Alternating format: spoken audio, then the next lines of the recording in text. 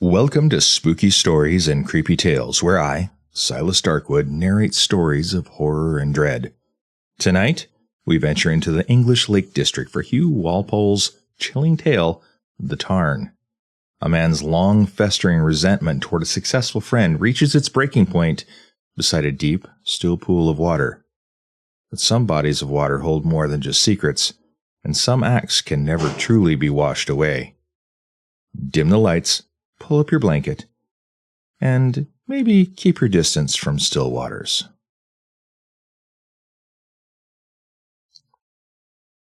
As Foster moved unconsciously across the room, bent towards the bookcase, and stood leaning forward a little, choosing now one book, now another, with his eyes, his host, seeing the muscles of the back of his thin, scraggy neck stand out above his low flannel collar, thought of the ease with which he could squeeze that throat, and the pleasure, the triumphant, lustful pleasure that such an action would give him. The low, white-walled, white-ceilinged room was flooded with a mellow, kindly lakeland sun. October's a wonderful month in the English lakes, golden, rich, and perfumed. Slow suns moving through apricot-tinted skies to ruby evening glories. The shadows lithe and thick about that beautiful country, in dark purple patches and long web-like patterns of silver gauze in thick splotches of amber and gray. The clouds pass in galleons across the mountains, now veiling, now revealing, now descending with ghost-like armies to the very breast of the plains, suddenly rising to the softest of blue skies and lying thin in lazy, languorous color. Fenwick's cottage looked across to low fells. On his right, seen through side windows, sprawled the hills above Ullswater. Fenwick looked at Foster's back and felt suddenly sick, so that he sat down, veiling his eyes for a moment with his hand. Foster had come up there, come all the way up from London, to explain. It was so like Foster to want to explain, to want to put things right. For how many years had he known Foster? Why, for 20 years at least, and during all those years Foster had been forever determined to put things right with everybody. He could never bear to be disliked. He hated that anyone should think ill of him. He wanted everyone to be his friends. That was one reason, perhaps, why Foster had got on so well, had prospered in his career. One reason, too, why Fenwick had not. For Fenwick was the opposite of Foster in this. He did not want friends. He certainly did not care that people should like him. That is, people for whom, for one reason or another, he had contempt. And he had contempt for quite a number of people. Fenwick looked at that long, thin, bending back and felt his knees tremble. Soon Foster would turn around and that high, reedy voice would pipe out something about the books. "What jolly books you have, Fenwick!" How many, many times in the long watches of the night when Fenwick could not sleep had he heard that pipe sounding close there. Yes, in the very shadows of his bed. And how many times had Fenwick replied to it, "I hate you. You were the cause of my failure in life. You have been in my way always, always, always, always. Patronizing, pretending, and in truth showing others what a poor thing you thought me, and how great a failure, how conceited a fool. I know. You can hide nothing from me. I can hear you." For 20 years now, Foster had been persistently in Fenwick's way. There had been that affair, so long ago now, when Robbins had wanted a sub-editor for his wonderful review, The Parthenon, and Fenwick had gone to see him, and they had had a splendid talk.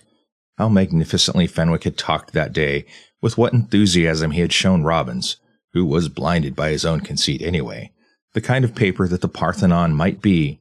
How Robbins had caught his own enthusiasm, how he had pushed his fat body about the room, crying, "Yes, yes, Fenwick, that's fine. That's fine indeed." And then how, after all, Foster had got the job. The paper had only lived for a year or so, it is true, but the connection with it had brought Foster into prominence, just as it might have brought Fenwick. Then, 5 years later, there was Fenwick's novel, The Bitter Aloe, the novel upon which he had spent 3 years of blood and tears endeavor, and then, in the very same week of publication, Foster brings out The Circus, the novel that made his name, although, heaven knows, the poor thing was enough sentimental trash. You may say that one novel cannot kill another, but can it not? Had not the circus appeared, would not that group of London know-alls, that conceited, limited, ignorant, self-satisfied crowd, who nevertheless can do, by their talk, so much to affect a book's good or evil fortunes, have talked about the bitter aloe and so forced it into prominence? As it was, the book was stillborn, and the circus went on prancing, triumphant way. After that, there had been many occasions, some small, some big, and always in one way or another that thin, scraggy body of Foster's was interfering with Fenwick's happiness. The thing had become, of course, an obsession with Fenwick. Hiding up there in the heart of the lakes with no friends, almost no company, and very little money, he was given too much to brooding over his failure. He was a failure, and it was not his own fault. How could it be his own fault with his talents and brilliance?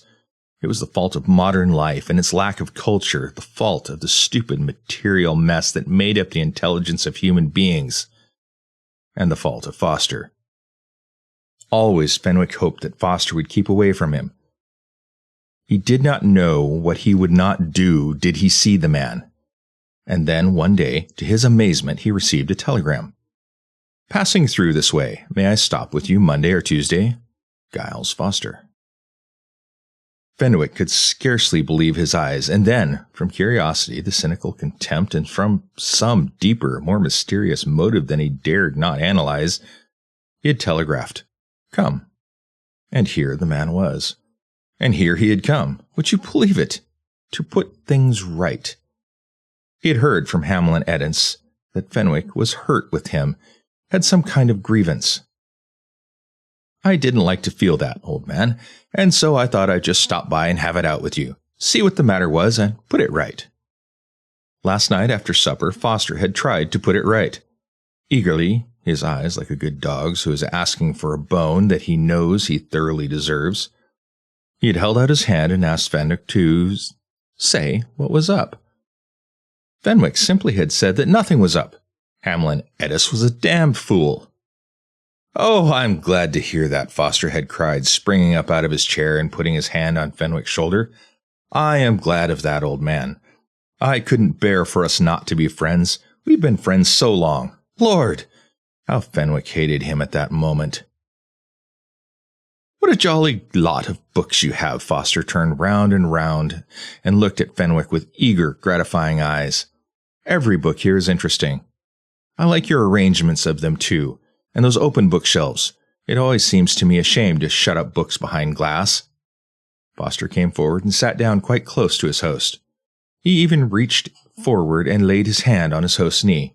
"Look here. I'm mentioning it for the last time, positively. But I do want to make quite certain there is nothing wrong between us. Is there, old man?" "I know you assured me last night, but I just want—" Fenwick looked at him and, surveying him, felt suddenly an exquisite pleasure of hatred. He liked the touch of the man's hand on his knee. He himself bent forward a little, and thinking how agreeable it would be to push Foster's eyes in, deep, deep into his head, crunching them, smashing them to purple, leaving the empty, staring, bloody sockets, said, "Why no, of course not. I told you last night. What could there be?" The hand gripped the knee a little more tightly. "I am so glad. That is splendid, splendid. I hope you don't think me ridiculous, but I've always had an affection for you since I can't remember. I've always wanted to know you better. I've admired your talent so greatly. That novel of yours, the one about the aloe." "The bitter aloe? Ah, yes, that was it. That was a splendid book. Pessimistic, of course, but still fine. It ought to have done better. I remember thinking so at the time." "Yes, it ought to have done better. Your time will come, though. What I say is that good work always tells in the end." "Yes, my time will come." The thin, piping voice went on.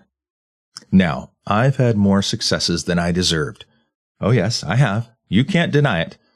I'm not false modest. I mean it. I've got some talent, of course, but not so much as people say. And you! Why, you've got so much more than they acknowledge. You have, old man. You have indeed. Only, I do hope you'll forgive me for saying this. Perhaps you haven't advanced quite as might as you have done. Living up here, shut away, closed in by all these mountains, in this wet climate, always raining. Why, you're out of things. You don't see people, don't talk and discover what's really going on. Why, look at me. Fenwick turned round and looked at him. Now, I have half a year in London, where one gets the best of everything, best talk, best music, best plays, and then I'm 3 months abroad, Italy or Greece or somewhere, and then 3 months in the country. Now that's an ideal arrangement. You have everything that way. Italy or Greece or somewhere. Something turned in Fenwick's breast, grinding. How he had longed, oh how passionately, for just 1 week in Greece, 2 days in Sicily. Sometimes he had thought that he might run to it, but when it had come to the actual counting of the pennies, and how this fool, this fat-headed, this self-satisfied, conceited, patronizing, he got up, looking out at the golden sun. What do you say to a walk, he suggested. The sun will last for a good hour yet. As soon as the words were out of his lips, he felt as though someone else had said them for him. He even turned half round to see whether anyone else were there. Ever since Foster's arrival on the evening before, he had been conscious of this sensation. A walk?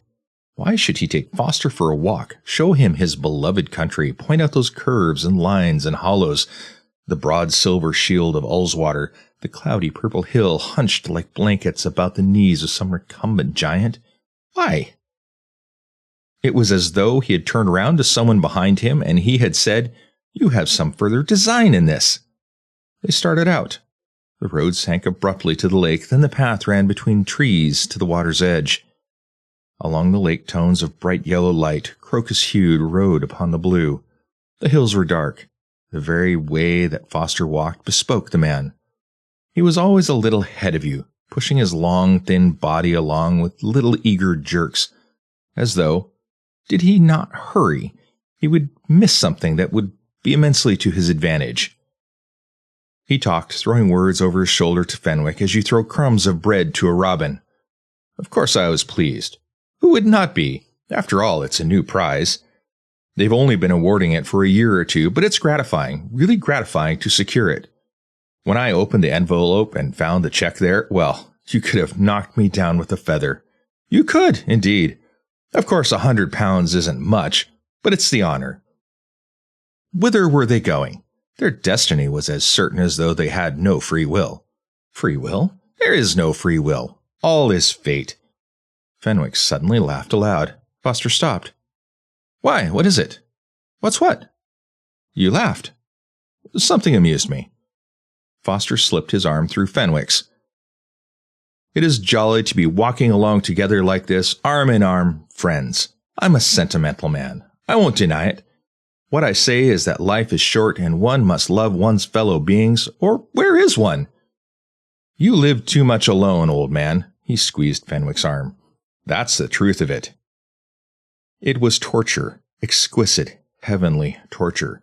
It was wonderful to feel that thin, bony arm pressing against his. Almost you could hear the beating of that other heart. Wonderful to feel that arm and temptation to take it in your hands and to bend it and to twist it and to hear the bones crack, crack, crack. Wonderful to feel that temptation rise through one's body like boiling water and yet not to yield to it. For a moment, Fenwick's hand touched Foster's. Then he drew himself apart. We're at the village. This is the hotel where they all come in the summer. We turn off at the right here. I'll show you to my tarn. Your tarn? Asked Foster.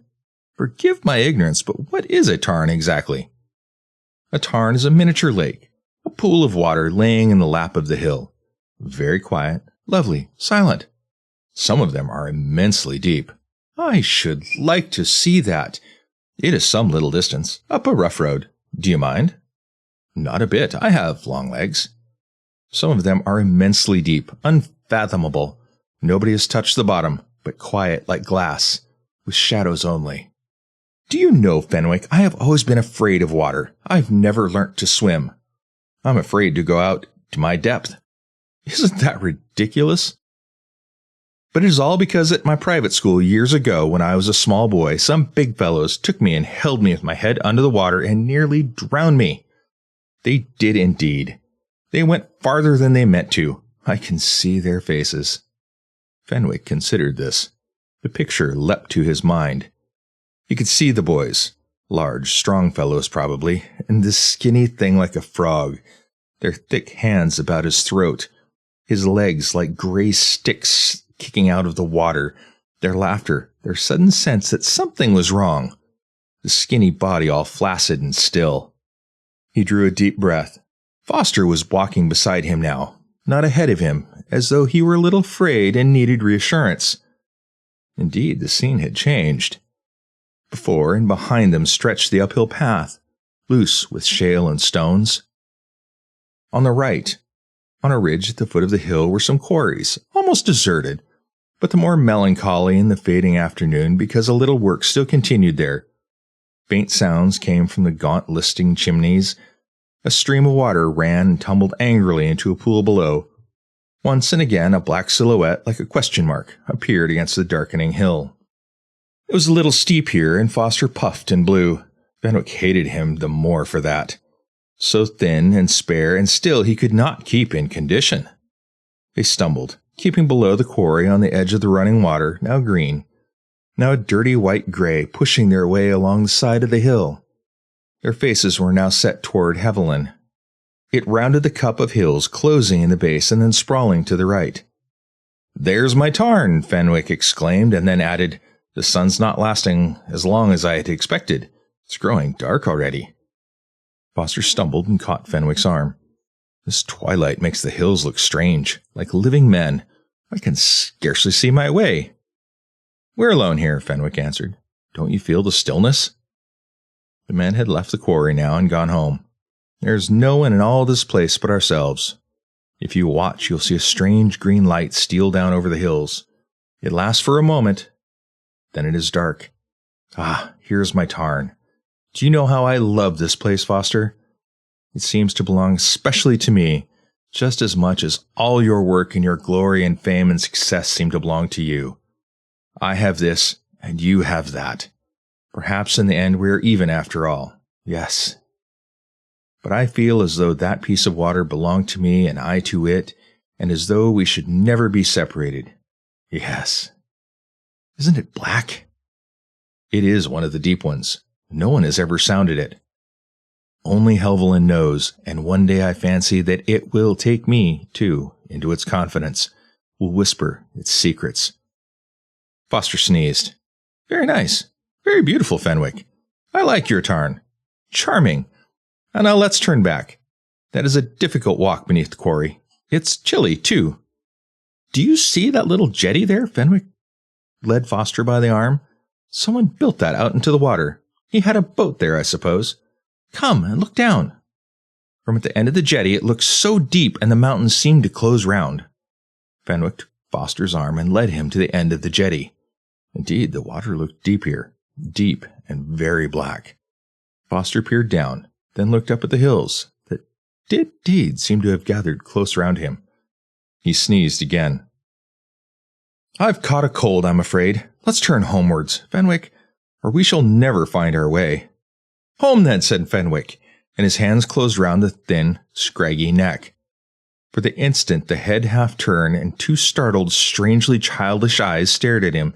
Then, with a push that was ludicrously simple, the body was impelled forward. There was a sharp cry, a splash, a stir of something white against the swiftly gathering dusk, again and then far-spreading ripples, then silence. The silence extended.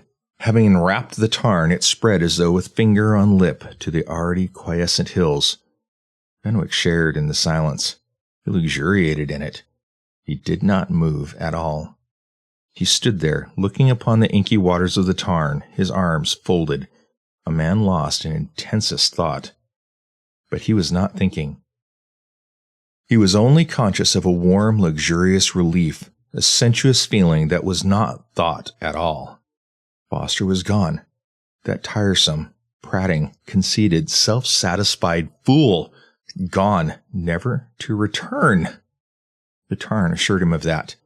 It stared back into Fenwick's face approvingly as though it said, "You have done well. A clean and necessary job. We have done it together, you and I. I'm proud of you." He was proud of himself.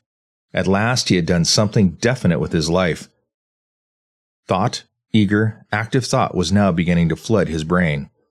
For all these years he had hung around in this place doing nothing but cherish grievances, weak, backboneless. Now, at last, there was action. He drew himself up and looked at the hills. He was proud, and he was cold. He was shivering.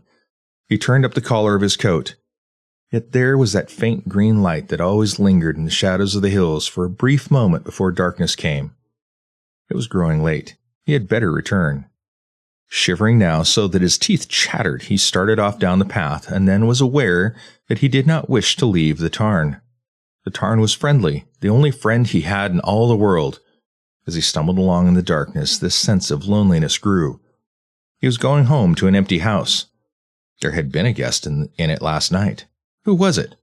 Why, Foster, of course. Foster with his silly laugh and amiable, mediocre eyes. Well, Foster would not be there now. No, he would never be there again. And suddenly Fenwick started to run. He did not know why, except that, now that he had left the Tarn, he was lonely. He wished that he could have stayed there all night, but because it was cold, he could not. And so now he was running so that he might be home with the lights and the familiar furniture and all the things that he knew to reassure him. As he ran, the shale and stones scattered beneath his feet. They made a tit-tattering noise under him, and someone else seemed to be running too. He stopped, and the other runner also stopped. He breathed in silence. He was hot now. The perspiration was trickling down his cheeks. He could feel it dribble down his back inside his shirt. His knees were pounding. His heart was thumping. And all around him the hills were so amazingly silent, now like India rubber clouds that you could push in or pull out as you do those India rubber faces, gray against the night sky of a crystal purple, upon whose surface, like the twinkling eyes of boats at sea, stars were now appearing. His knees steadied, his heart beat less fiercely, and he began to run again. Suddenly he had turned the corner and was out at the hotel. The lamps were kindly and reassuring.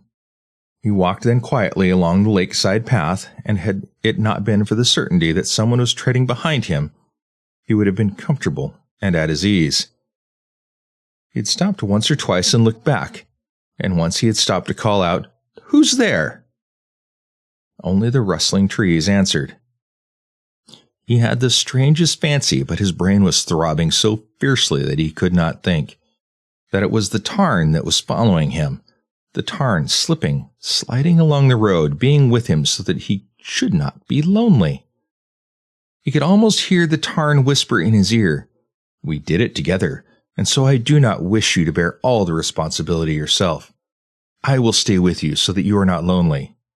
He climbed down the road toward home, and there were the lights of his house.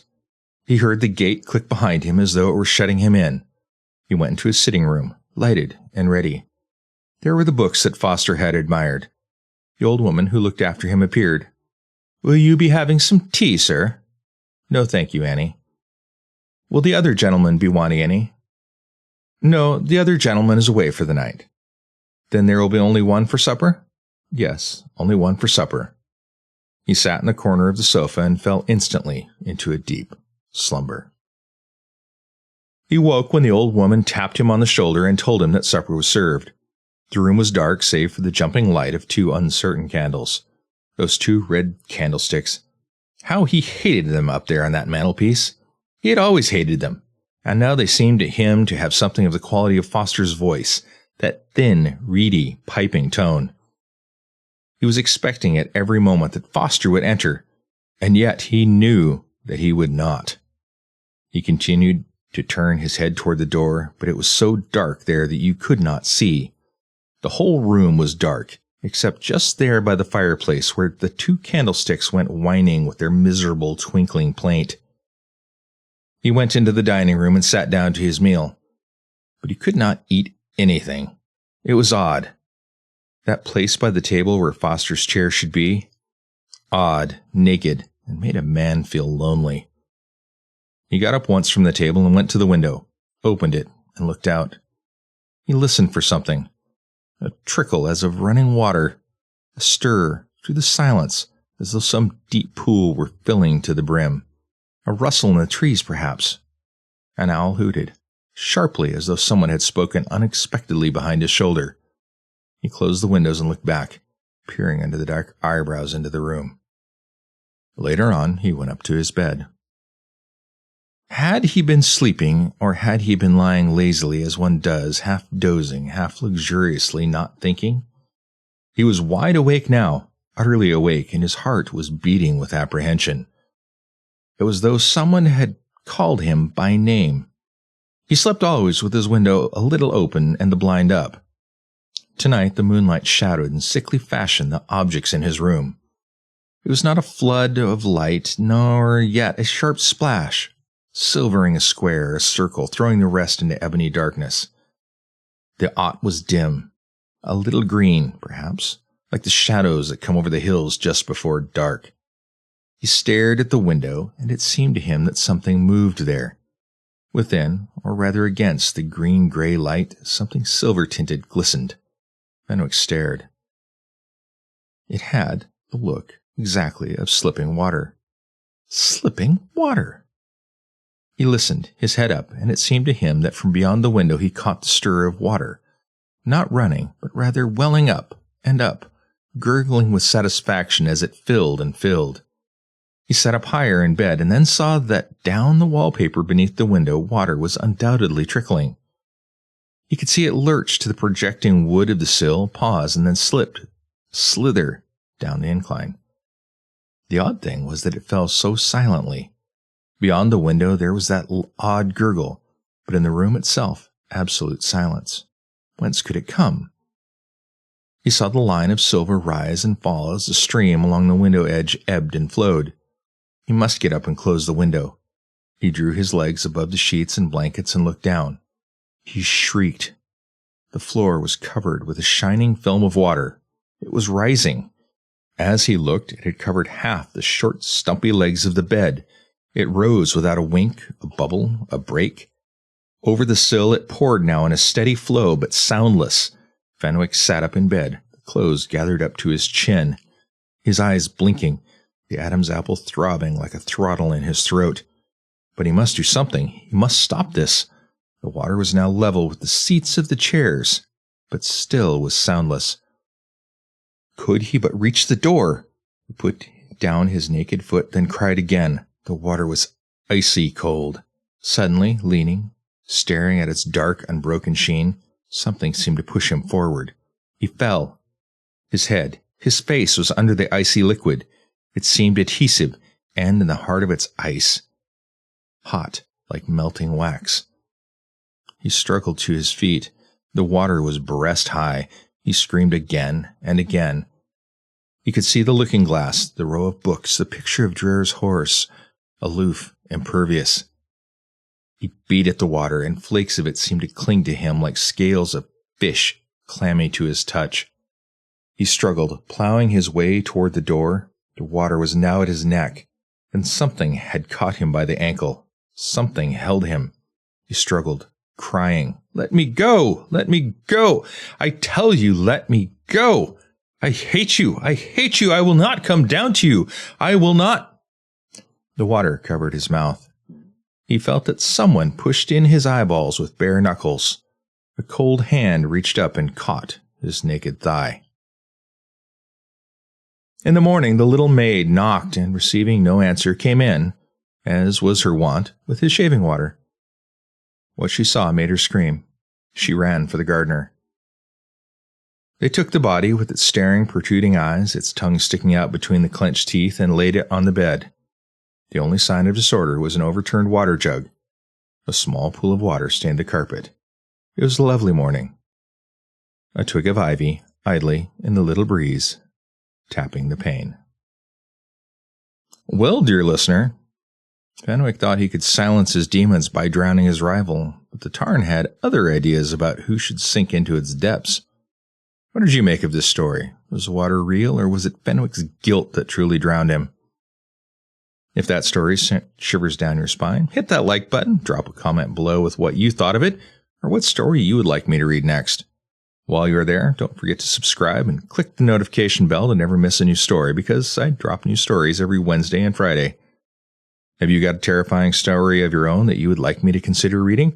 Send them in to stories@silasdarkwood.com. If you've enjoyed this and want to support more spine-tingling content, consider donating through my Ko-fi. This channel is primarily listener-funded, and I truly thank all of you who support the show. All links are, of course, in the show notes. Until next time, dear listeners, stay spooky, and I'll be haunting your feet again soon.